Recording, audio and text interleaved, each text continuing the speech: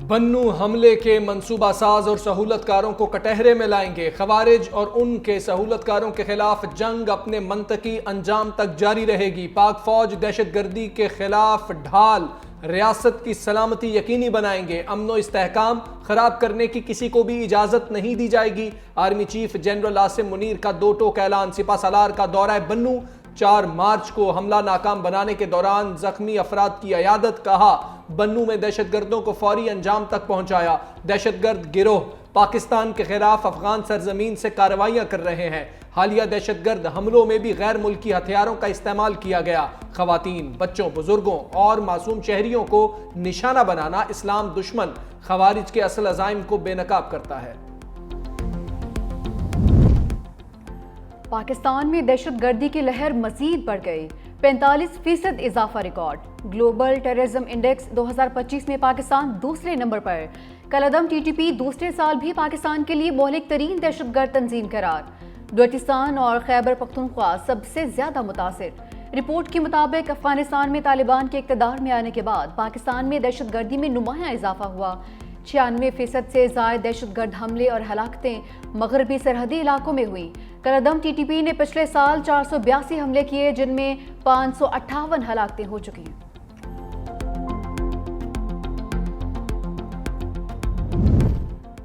Senator शेरी रहमान का बढ़ती दहशतगर्दी पर सैर हासिल गुफ्तगू का मुतालबा। कहा मुल्क में दहशतगर्दी का नासूर फिर से उठ रहा है। पाकिस्तान का दहशतगर्दी में दूसरे नंबर पर आना पूरे मुल्क का मसला है। हाउस में मुतल्लिका ऑफिशियल्स से ब्रीफिंग करानी चाहिए, चाहे इन कैमरा ही क्यों ना हो।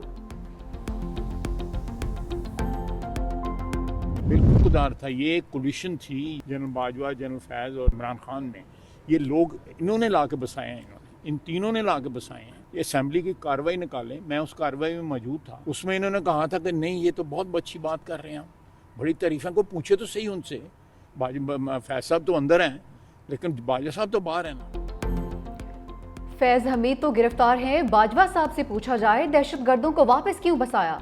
वज़ीर दिफा ख्वाजा आसिफ ने तोपों का रुख फिर साबिक आर्मी चीफ की जानिब कर दिया। बोले जनरल बाजवा, फैज़ हमीद और बानी पीटीआई ने दहशतगर्दों को पाकिस्तान में वापस बसाया। हमने दहशतगर्द को अमेरिका के हवाले किया तो क्या हुआ। केपी बानी पीटीआई के इक़्तिदार की जंग लड़ रहा है, दहशतगर्दी के खिलाफ कुछ नहीं किया। खतूत बाजी का जो पहले हशर हुआ अब भी वही होगा। वफाक पर 3-4 हमले हो चुके हैं, ईद के बाद फिर तैयारी हो रही है। अब मुफाहमत के बजाय मज़ाहमत की सियासत होगी। बानी पीटीआई को कोई सियासी लोग नहीं बल्कि जादूगर मशवरे दे सकते हैं।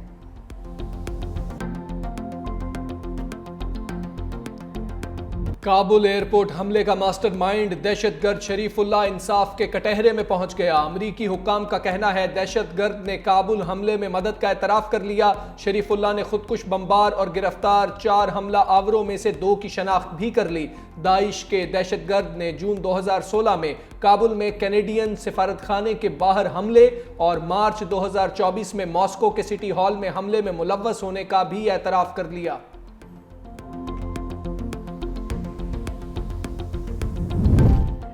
हाई वैल्यू टारगेट की गिरफ्तारी पर अमेरिका पाकिस्तान से खुश।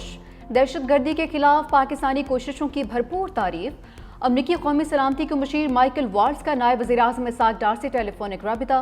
पाकिस्तान की कोशिशों पर अमरीकी सदर डोनाल्ड ट्रंप के शुक्रिया का पैगाम पहुंचाया। नायब वज़ीर-ए-आज़म इसाक डार ने अफगानिस्तान में छोड़े गए साजो सामान को वापस लेने के ऐलान को भी सराहा।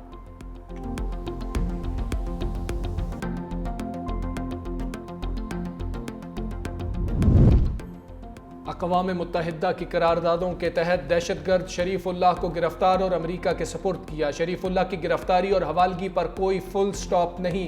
पाकिस्तान ने वाजे कर दिया, एक बार फिर अमेरिका से अफगानिस्तान में छोड़ा असलहा वापस लेने का भी मुतालबा। तर्जुमान दफ्तर खारिजा शफकत अली ने कहा अमेरिका अफगानिस्तान से हथियार वापस ले तो खित्ते में अमन बहाल होगा। अफगानिस्तान के साथ अच्छे ताल्लुकात चाहते हैं। अफगानिस्तान की जानिब से पाकिस्तानी हुदूद में चौकियों की तामीर और फायरिंग पर तोरखम सरहद बंद की गई। पाकिस्तान और अफगान बाशिंदों का अमेरिका में दाखिला बंद होने का खदशा। अमेरिकी इंतजामिया का मुख्तलिफ मुल्कों में सिक्योरिटी और जांच पड़ताल के निज़ाम का जायजा। अफगानिस्तान और पाकिस्तान पर मुकम्मल सफरी पाबंदी की तजवीज़ दी जाने का इम्कान। नई सफरी पाबंदियों का ऐलान जल्द किया जाएगा। अमरीकी सदर की जानिब से एग्जीक्यूटिव ऑर्डर में अमरीका आने वालों की सख्त जांच पड़ताल को जरूरी करार दिया गया। ट्रंप ने कमजोर और नाकिस जांच पड़ताल वाले ममालिक की फहरिस्त भी तलब की थी। तर्जुमाने दफ्तर खारिजा का कहना है अमरीका की तरफ से सफरी पाबंदियों से मुताल्लिक अभी कोई इल्म नहीं। अमेरिका से किसी भी जंग के लिए तैयार हैं, चीन ने खबरदार कर दिया। चीनी सिफारत खाने का कहना है दबाव, जोर जबरदस्ती या धमकियों से खौफजदा होने वाले नहीं। अमेरिका महसूलात, तिजारत या किसी भी और किस्म की जंग चाहता है तो हम तैयार हैं और आखिर तक लड़ेंगे। चीन ने अमेरिका की ज़रूरी मसनूआत पर 10 से 15% टैरिफ भी नाफिज कर दिया। चीन का अपने दिफाई अखराजात में 7.2% इजाफा करने का भी फैसला। पिछले हफ्ते भी यही डेलीगेशन था और हमारी मुलाकात नहीं हो सकी। ये तीसरी बार कंटेम्प्ट हो रही है। आज आप हाल देख लें, कानून नाम की कोई चीज मुल्क में नहीं है। आइन और कानून की धज्जियां उड़ाई गई हैं। लोगों को दिन दिहाड़े उठाया जा रहा है। हमारे साथी सेनेटर रोहन अब्बास बप्पी साहब को मुल्तान से उनके घर से उठाया है। पीटीआई के खिलाड़ी कप्तान से मिलने की इजाजत ना देने पर सीख पा। उमर अयूब बोले, पहले भी मुलाकात की इजाजत नहीं मिली, आज भी इनकार कर दिया गया। कानून और आइन की धज्जियां उड़ाई जा रही हैं। हमारे सेनेटर रोहन अब्बास बप्पी को उठाया गया। वफाकी हुकूमत के इदारों का आवा बिगड़ा हुआ है। असद कैसर ने कहा, नेशनल एजेंडा बना रहे हैं। मौलाना फजलुर रहमान से भी राबते में है। कोशिश है सब जमातों को इकट्ठा करके नए इलेक्शन की तरफ जाएं।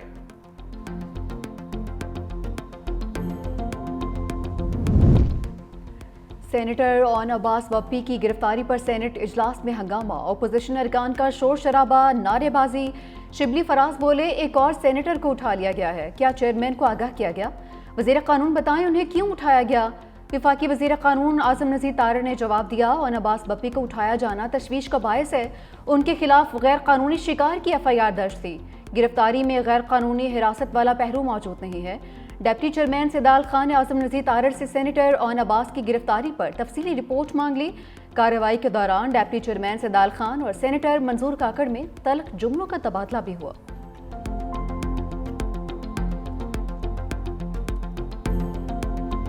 सिविलियन का मिलिट्री कोर्ट्स में ट्रायल नहीं होना चाहिए। आर्मी एक्ट की शिक्कों को गैर आईनी करार नहीं दिया जा सकता। सुप्रीम कोर्ट बार की तहरीरी मारूजात अदालत में जमा। आईनी बेंच में मिलिट्री ट्रायल केस की समाअत के दौरान वकील हामिद खान के दलाइल साबिक चीफ जस्टिस उमर अता बंदयाल के दौर का हवाला देते हुए कहा, बानी PTI को इस्लामाबाद हाई कोर्ट से गिरफ्तार किया गया। जस्टिस जमाल खान मंदोखेल बोले, मरकजी सवाल यह है, क्या सिविलियन का मिलिट्री ट्रायल हो सकता है या नहीं? हम पुरानी कहानी की तरफ नहीं जाएंगे। जस्टिस हसन अजहर रिजवी ने रिमार्क्स दिए, आइन के आर्टिकल 270 में मार्शल लॉ के इकदाम को तहफ्फुज दिया गया। जस्टिस जमाल मंदोखेल बोले, मार्शल लॉ के इकदाम की तौसीक में अदलिया का भी किरदार है।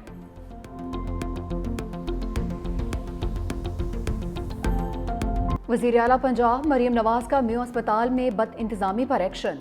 MS CEO और डायरेक्टर इमरजेंसी को ओहदे से हटा दिया। 3 फार्मासिस्ट भी फारिग। मरीम नवाज ने कहा कि लोग अस्पताल में इलाज की तवक्को और उम्मीद लेकर आते हैं, किस वार्ड में क्या हो रहा है अस्पताल इंतजामिया को इल्म ही नहीं है। जो आवाम के साथ हो रहा है जिम्मेदारों के अपनों के साथ हो तो पता चले। डॉक्टर एहतशाम को MS म्यू अस्पताल तैनात कर दिया गया, नोटिफिकेशन भी जारी।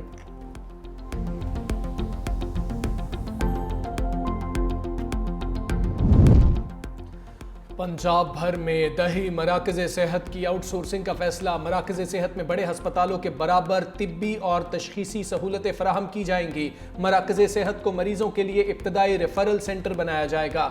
वज़ीर आला मरीम नवाज की ज़ेर सदारत इजलास। नवाज शरीफ इंस्टीट्यूट ऑफ सरगोदा में जून तक OPD फंक्शनल करने का हुक्म।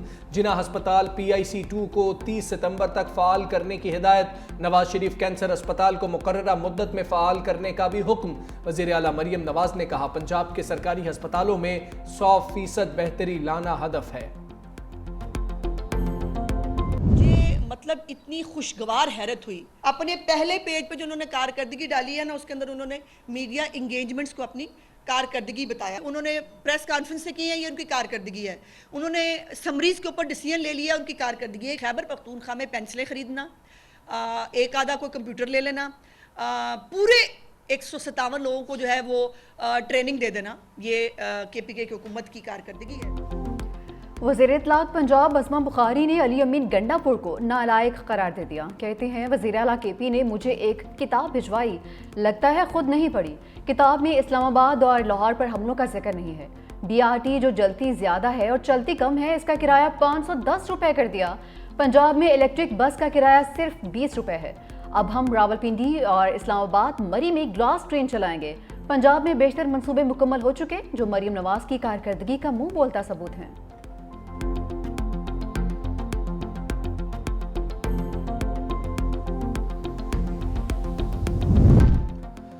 माहाना एडजस्टमेंट का फ़ायदा आवाम को भी मिल गया। कराची के सारिफीन के लिए बिजली 3 रुपये फ़ी यूनिट तक सस्ती। बाकी शहरों के लिए बिजली की कीमत में 2 रुपये 12 पैसे फ़ी यूनिट तक कमी। सारिफीन को कमी का रिलीफ मार्च के बिलों में मिलेगा, नोटिफिकेशन जारी।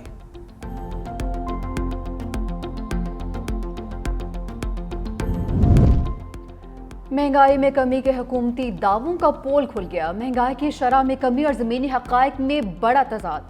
अशिया ज़रूरिया की कीमतों में इजाफे के नए रिकॉर्ड कायम। एक माह में सिर्फ 17 अशिया की कीमतों में कमी, जबकि 87 अशिया की कीमतों में होशरुबा इजाफा। फर्नीचर की कीमत में 13.75%, घरेलू सामान 8.18%, प्लास्टिक मसनूआत 13.66% तक महंगी हुई। अद्वियात की कीमतें 17.96% तक बढ़ गई। मेडिकल टेस्ट 5.64% महंगे हुए। हुकूमती मुआशी टीम और IMF वफ्द के दरमियान मुज़ाकरात का चौथा रोज़। रेवेन्यू हदफ 12.5 ट्रिलियन रुपए से कम करने के इम्कान पर तबादला ख्याल किया जाएगा। वजारत खजाना के ज़राए के मुताबिक बराह रास्त टैक्सों को बढ़ाने के लिए मजीद इकदाम उठाए जा सकते हैं। रिटेलर्स, प्रॉपर्टी मालिकान और ज़र्री आमदनी को टैक्स नेट में लाया जाएगा। महसूलात की कमी को पूरा करने के लिए हंगामी इकदाम को फ़ाल किया जाएगा।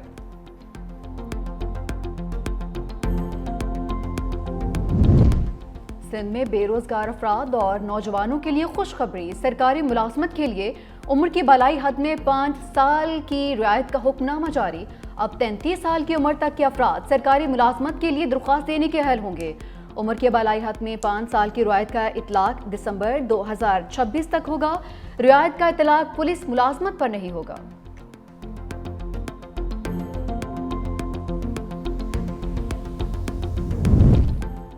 लाहौर हाई कोर्ट के जस्टिस चौधरी अब्दुल अजीज ने इस्तीफा दे दिया। लिखा, अब तक तकरीबन 40,000 से ज्यादा केसेस निपटाए, जाती वजूहात के बिना पर मजीद काम सरअंजाम नहीं दे सकता। पाक बहरिया के जहाज असलियत की इंडोनेशिया में कसीरुल कौमी बहरी मश्क कमोडोर 25 में शिरकत। ISPR के मुताबिक पाक बहरिया की बैनुल अक़वामी बहरी मश्क में फ़ाल शिरकत इलाकाई अमन व इस्तेहकाम के लिए आज़म की महसर है। मश्क में 38 ममालिक की बहरी अफवाज ने शिरकत की। PNS असलत ने कोलंबो का दौरा भी किया।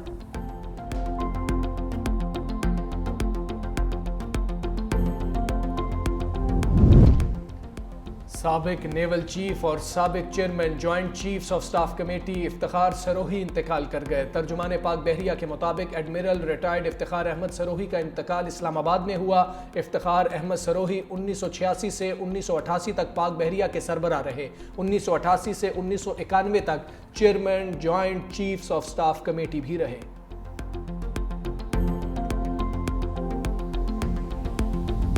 हाफिजाबाद में अलमनाक हादसा। मलकवाला के करीब तेज रफ्तार मोटरसाइकिल सेम नाले में जा गिरी। खातून 2 बेटों समेत जाँ बहक अफराद की कासिम फजल, उमर फजल और जुबैदा के नाम से शनाख्त। शहरियों ने अपनी मदद आप के तहत लाशों को निकाल लिया।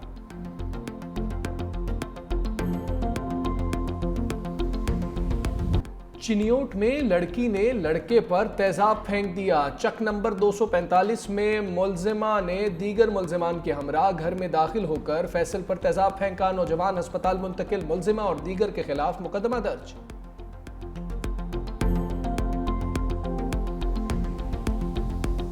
चैंपियंस ट्रॉफी का चैंपियन कौन? फैसला इतवार को दुबई में होगा। भारत और न्यूजीलैंड में जोर का जोड़ पड़ेगा। वनडे फॉर्मेट में दोनों टीम्स 119 बार एक दूसरे के मद्दे मुकाबले आ चुकी। भारत का पलड़ा भारी रहा। भारतीय टीम ने 61 बार कीवी टीम को जेर किया, जबकि 50 मैचेस में न्यूजीलैंड ने कामयाबी हासिल की। 7 मैच बेनतीजा खत्म रहे और 1 मैच बराबर हुआ। बाबर आजम के वालिद बेटे के खिलाफ मुहिम पर फट पड़े। बोले ICC T20 team of the year के रुकन और कैप मिलने के बाद बाबर आजम ड्रॉप हुए। बाबर आजम नेशनल T20 और PSL में परफॉर्म करके दोबारा वापस आ जाएगा। साबिक खिलाड़ियों से दरखास्त है कि वो अल्फाज का चुनाव ठीक रखें, ऐसा ना हो कि कोई पलट कर जवाब दे तो बर्दाश्त ना हो। सदर ट्रंप का यूक्रेन को मुज़ाकरात की मेज़ पर लाने के लिए दबाव बरकरार। यूक्रेन के साथ खुफिया मालूमात का तबादला भी मुनक़ता कर दिया। अमरीकी खुफिया एजेंसी CIA के सरबराह जॉन रेडक्लिफ ने इंटेलिजेंस शेयरिंग रोकने की तस्दीक कर दी। तर्जमान व्हाइट हाउस का कहना है यूक्रेन से मादनियात मुआहदे पर बातचीत जारी है। सदर ट्रंप अमन मुआहदे के लिए पुरअज़्म हैं। यूक्रेन की फंडिंग रोकने या नजरसानी पर गौर भी किया जा रहा है।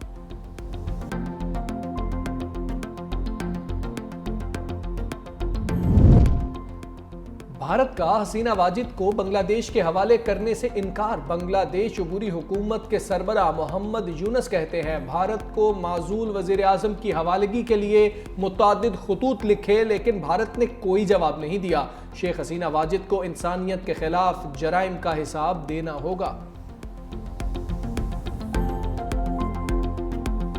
कॉमेडी के बेताज बादशाह अमानुल्लाह लेजेंडरी अदाकार को मद्दाहों से बिछड़े 5 बरस बीत गए। मुसलसल 42 साल लोगों के दिलों पर राज किया। फन की धूम न सिर्फ पाकिस्तान बल्कि सरहद पार भी मची। खिदमात के इतराफ में प्राइड ऑफ परफॉर्मेंस के एहसास से नवाजा गया।